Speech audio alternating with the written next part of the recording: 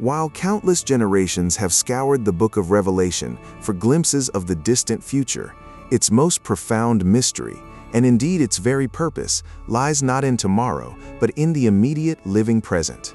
This ancient text, often shrouded in perplexing symbols and terrifying visions, was never intended as a mere crystal ball for an era far removed from its creation. Consider the opening words of Revelation 1-3, which declare, "Blessed is the one who reads aloud the words of this prophecy, and blessed are those who hear it and keep what is written in it, because the time is near." This isn't a suggestion for some far-off future generation. It's an urgent proclamation, a blessing for those then who would hear and heed. Scholars widely place its composition around 95 AD, during the brutal reign of Emperor Domitian, a time when loyalty to Christ could mean death. Imagine John, exiled on the island of Patmos, surrounded by the harsh Aegean Sea. He wasn't writing to predict every detail of the 21st century. He was writing to a beleaguered collection of 7 specific churches in Asia Minor, Roman provinces where the pressure to conform to imperial cult worship was immense. Temples dedicated to Rome and the emperor stood proudly in cities like Ephesus and Smyrna, demanding allegiance that directly conflicted with Christian faith.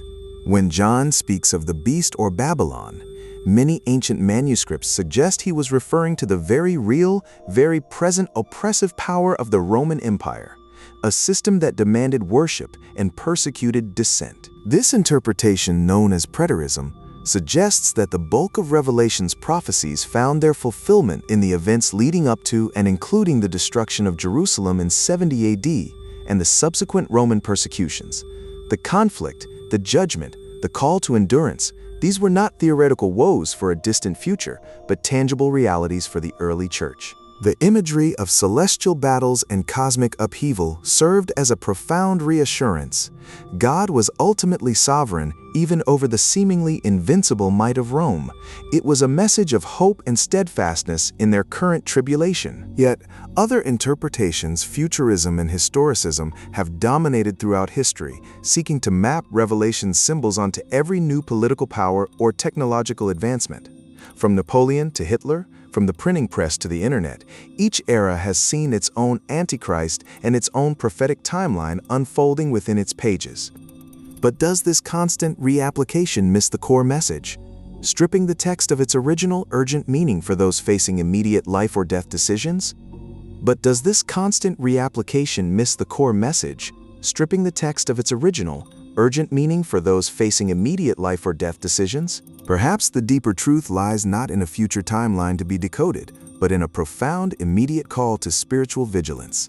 When the letters to the 7 churches open with "He who has an ear, let him hear what the Spirit says to the churches," it's an invitation to listen now, to discern the spiritual battle unfolding in their present circumstances. It's a direct address to their choices, their compromises, their perseverance. This perspective suggests that Revelation functions less as a predictive algorithm for geopolitical events and more as a spiritual X-ray, exposing the unseen forces at play in any historical moment. It's about the true nature of power, the seduction of idolatry, and the unwavering demand for loyalty to a God who reigns even from a cross.